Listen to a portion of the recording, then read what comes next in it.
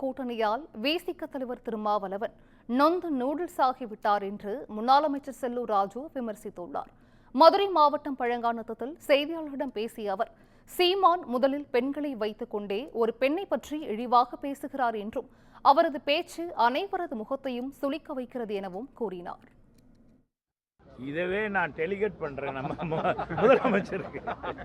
அவர் சொல்றாரு கொள்கை கூட்டணி எங்கள்கிட்ட எதுவுமே இல்லை, அந்தவே அவருக்கே அனுப்பிச்சு விட்டுலாம். இப்போ திருமாவளவன் சொல்றாருன்னா இதவே அவருக்கு அனுப்பிச்சு விட்டுருது. என்ன பண்ணு அவருக்கு அப்ப கூட்டணி எவ்வளவு ஒற்றுமையா இருக்காங்க, இது எதுக்கு அவர் சொல்லணும், தேவையே இல்லை. இதுக்கடையில் சீமானை பற்றி நீங்கள் கேட்குறீங்க. சீமான் பெண்களுடைய இதை அவர் மரியாதையாக பேசணும். முதல்ல பேட்டியிலே பெண்களை வச்சுக்கிட்டு பெண்களை இழிவாக பேசுறது, ஒரு பெண்ணை பற்றி பேசுவது அது முகம் சுளிக்க வைக்கிறது.